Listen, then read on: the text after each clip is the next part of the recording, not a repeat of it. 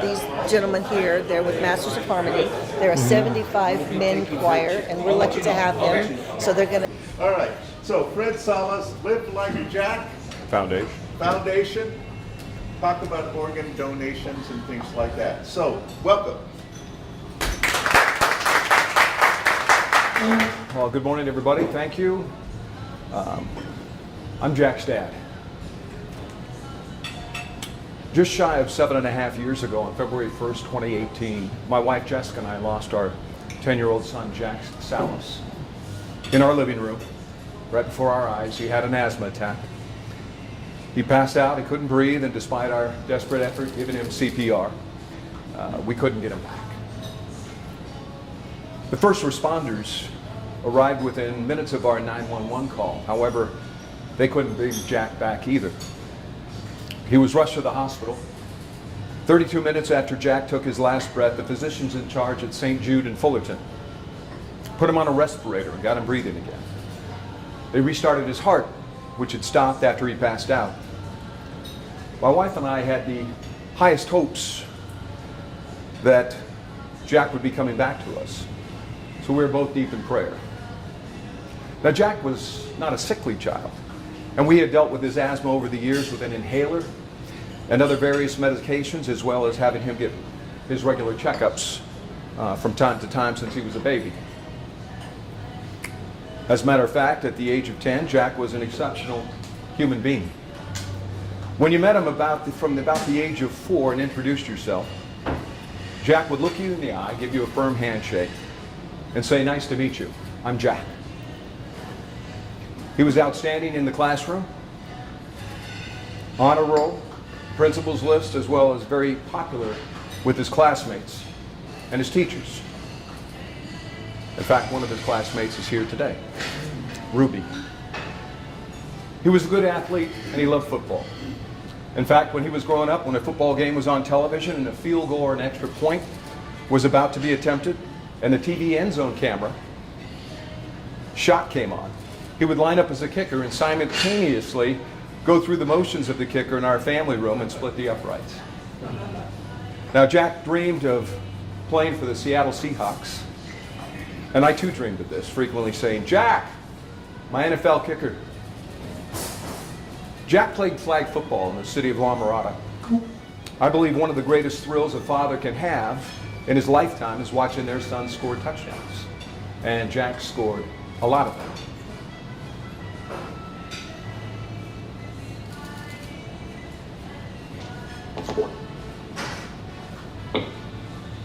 Hi Dad, it's me, your son Jack. Just wondering if or when or where is my car, the 132 917 please. Call me back as soon as possible, please. Bye. Back to St. Jude.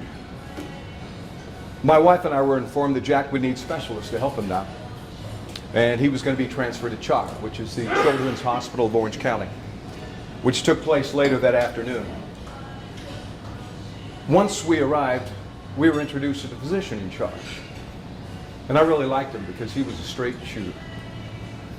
When he walked into the ICU, he immediately took charge, directed the nurses surrounding Jack with commands for medicinal adjustments and to be made and the items that needed attention. He checked Jack out and made his way across the room to us, and he asked, "Are you Jack's parents?" And I said, "We are. I'm Fred, and this is my wife, Jessica." I looked him in the eyes and said, "Level with us." And he said, "It's not good." I said, "So that little boy that was smiling at us this morning is not coming back to us?" And he regretfully said, "No, he's not."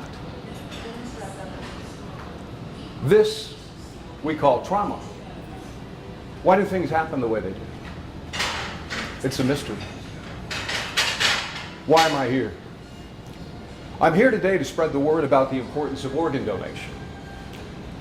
Let me share with you a little bit about its history. The history of organ transplants dates back to the mid-20th century. In the United States, the first successful kidney transplant was performed in 1954 by Dr. Joseph Murray at Peter Bent Brigham Hospital in Boston. The transplant was between two identical twins, which greatly reduced the risk of rejection. In the following years, advances in immunosuppressive drugs made it possible for successful transplants to be performed between non-identical donors and recipients. Later in 1962, Dr. Thomas Starzl performed the first successful liver transplant at the University of Colorado. In the 1970s, the National Organ Transplantation Act was passed in the United States, which established a national organ procurement and transplantation network and created a national waiting list for organ transplantation. Many of you remember this. In 1987, Dr. Leonard Bailey performed the first successful heart transplant from an animal to a human being. The patient, baby Faye, lived for 20 days with the heart of a baboon. In the 1990s, advances in surgical techniques, immunosuppressive drugs, and the development of the anti-rejection drug cyclosporine led to a significant increase in the number of successful transplants. That first day at Chalk led to the longest night of our lives, praying for a miracle. Jessica and I slept in chairs at Jack's bedside. February 2nd, early the next morning, we were informed that Jack was to undergo a neurological exam. And that was going to be administered later that afternoon. During the examination, they shut down the respirator to see if he could breathe on his own. And he couldn't. They touched his pupils with tissue paper to see if he would blink.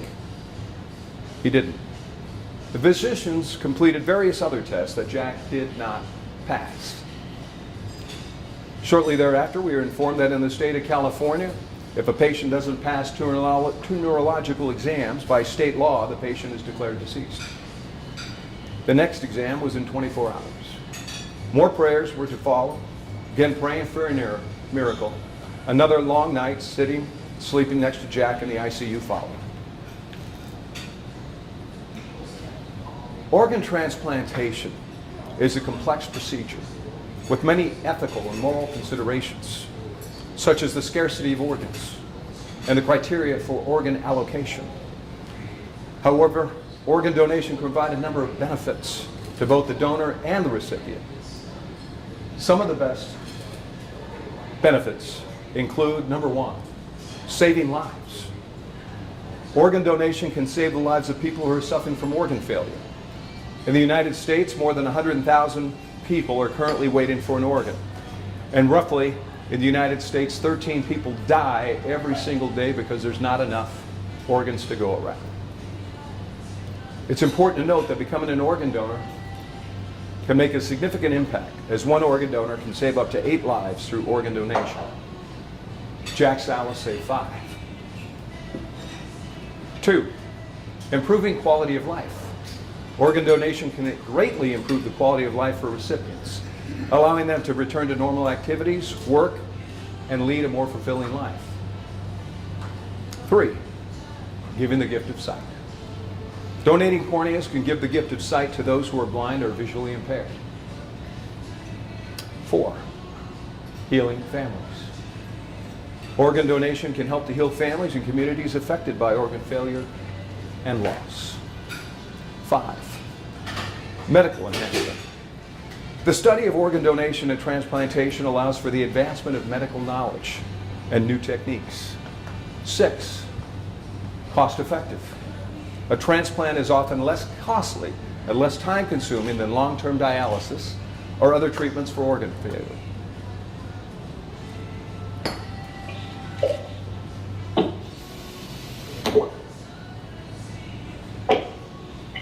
Hi, Dad. I was just wondering where you put that charger for my little video game that I was watching over the other day. It is 3046. Call me again. Okay, bye. February 3rd, the morning of day 3 in ICU with Jack.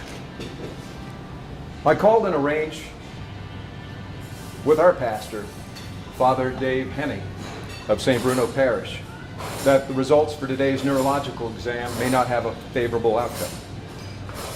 I asked if he could please send Father William Nichols this afternoon to administer the sacrament of the sick, also referred to as the last rites, to our beautiful boy before this afternoon's exam. He agreed to do so. After ending the call, my mother-in-law arrived in the hospital room, and we updated her with the latest information. After a pause, she looked at both of us and simply suggested maybe Jack could be an organ donor. I looked at Jack lying in his bed, and I said, I don't want them to cut him off. 10 seconds passed, another pause, and I looked at Jessica, my wife, and I said, let's do it. It's the right thing to do. She tearfully nodded in agreement. We embraced each other and informed the nurses of our intentions.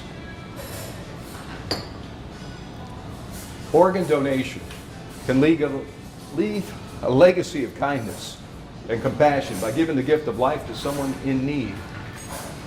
When someone decides to be an organ donor, they are making the selfless decision to help others, even after their own death.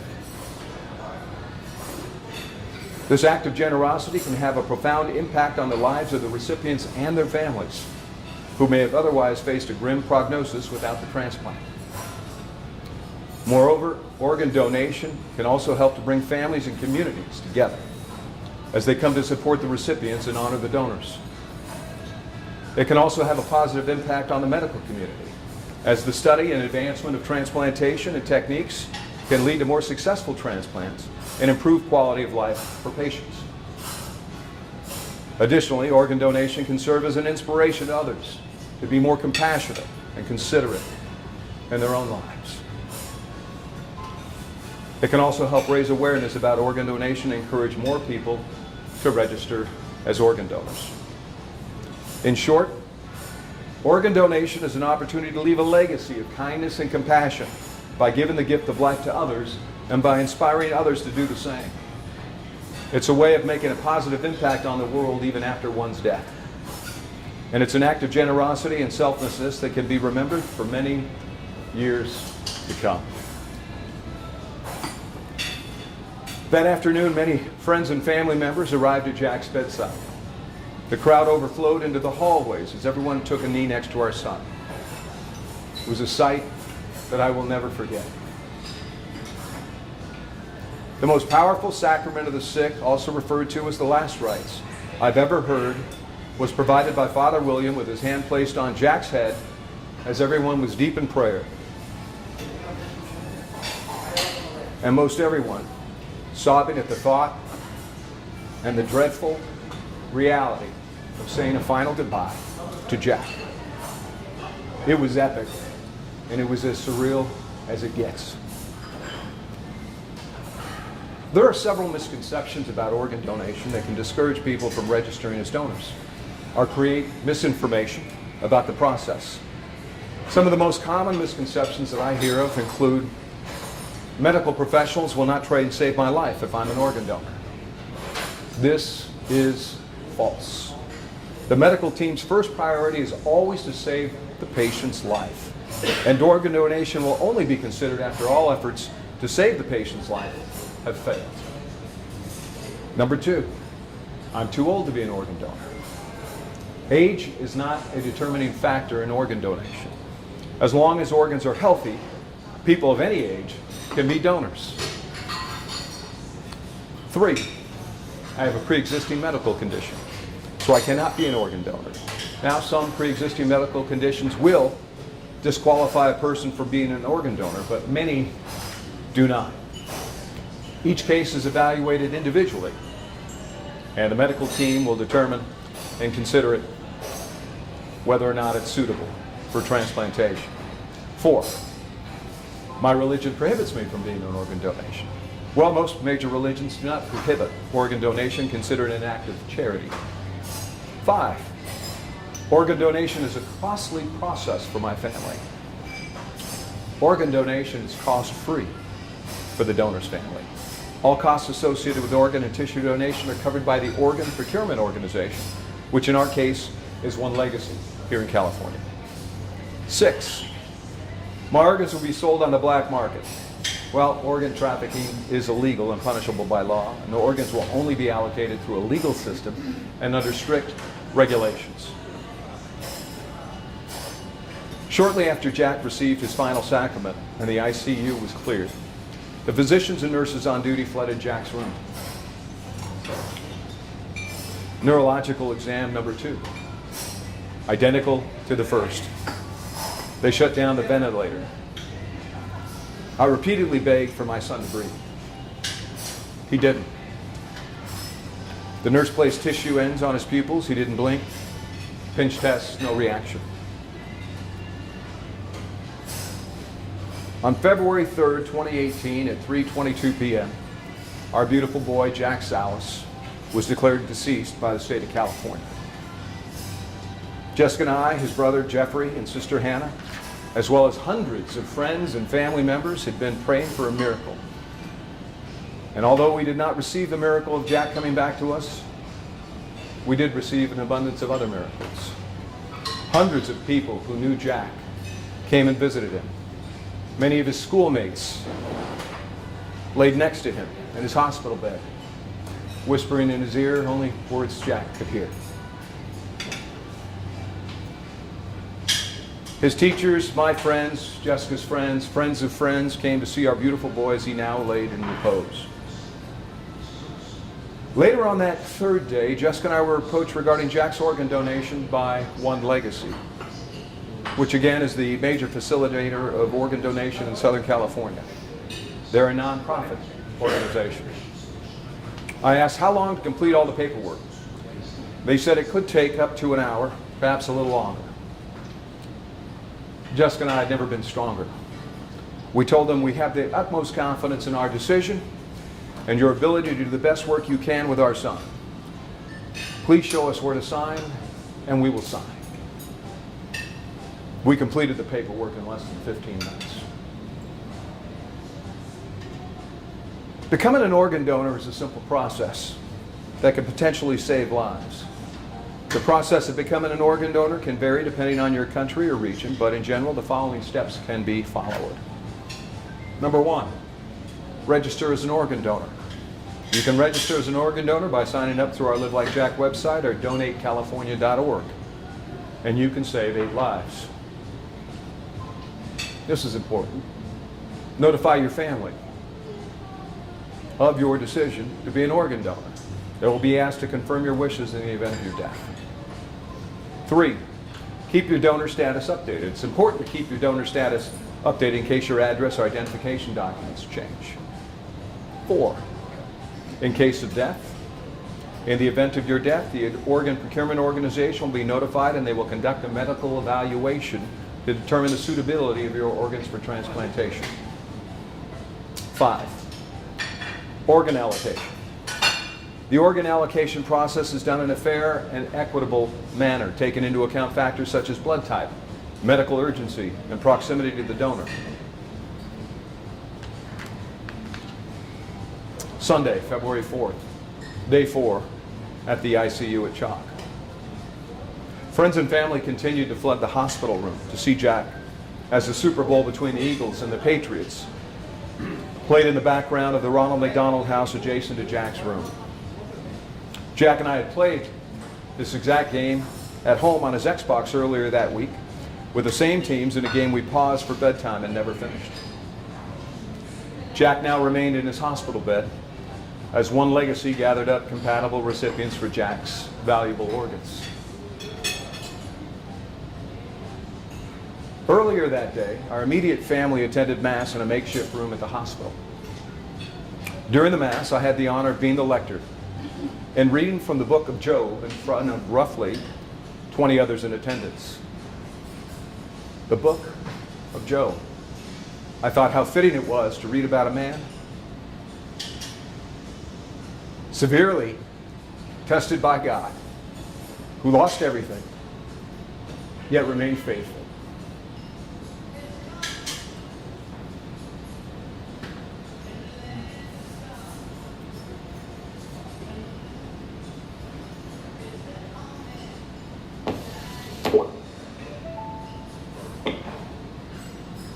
Dad. It's your son, Jack, and I was just wondering if I could have a popsicle. Okay, thanks. What? Jack calling Daddy for permission to have an ice cream. February 5th, day 5, the final day. Jessica and I were informed in the morning that One Legacy had procured all donor recipients, and Jack would be taken to the operating room later that evening at 9:30 p.m. Family and friends continued to pour into Jack's room up until the final hour. Jessica and I, along with Jeffrey and Hannah, had a final day to lay with our boy, hold him, pray over, kiss him, and finally to say goodbye. The nurses began to wheel Jack out of his room, still lying in his bed. And I pressed the physician in charge. I wanted to know whom would be receiving the first organ. He paused and said, "We have a young girl that is in dire need of Jack's liver." I nodded, and Jessica and I pushed Jack's bed on wheels down the hallway to the operating room. This walk is referred to as the honor walk, where physicians, nurses, and friends line the hallway. The final seconds that we spent outside the operating room with Jack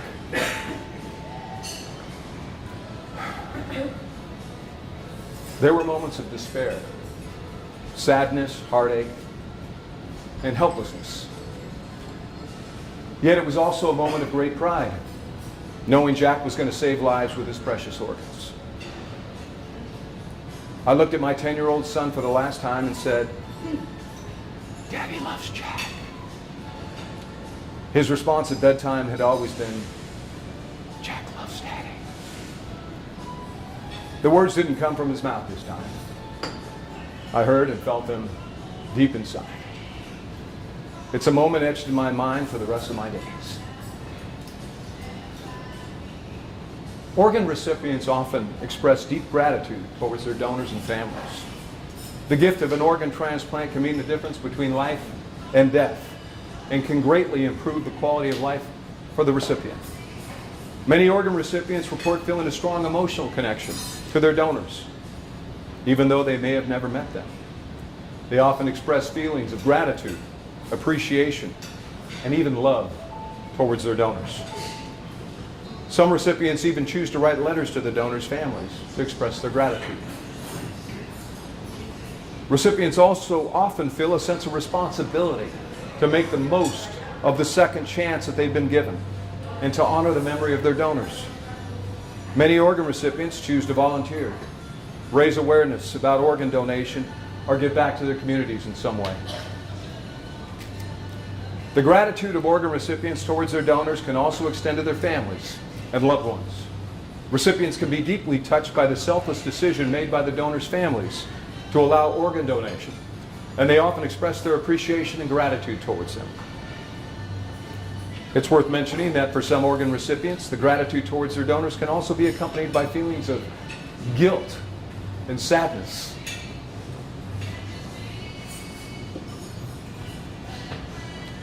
Especially if the donors were young or had a tragic death, such as Jack's. Jack Salas saved 5 lives. And I'm proud to say that we've met 4 out of the 5 recipients. There are 3 little girls who received his organs and 2 adult men. We often see each other, dine out, speak with one another. Jessica and I are very proud of how we raised Jack. And we have great pride in the decision we made for Jack to be an organ donor and help others. We created the Live Like Jack Foundation in 2019. We're raising funds to further the cause of organ donation, and through this effort, help as many people as possible. In fact, it was Jack's classmates that came up with the name of our foundation as they grieved his loss and had counseling to cope with his passing. Some of the students said, we should all live like Jack. It's obvious that organ donation is extremely important, and the Live Like Jack Foundation encourages you and everyone you know to become an organ donor if you aren't already. It is the greatest non-monetary life-saving donation one human being can make. Live life, love life, give life. Thank you very much.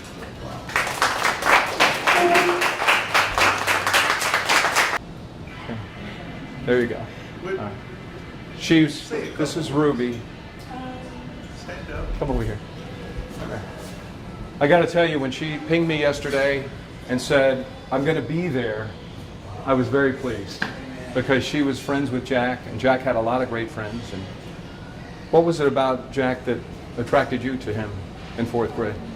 I would just say, like, he was a very, like, special person, and I knew him from when we were 6 years old to 10 years old, and I was very nerdy and shy in elementary school and stuff, and he was the cool kid that came up to you and made you feel special and told me about football and all that kind of stuff of just like not.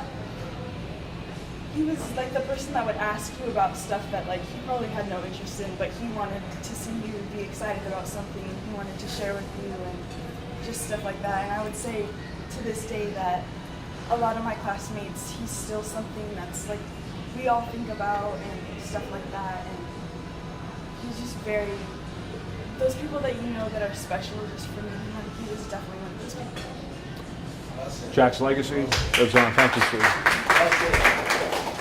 So there you go.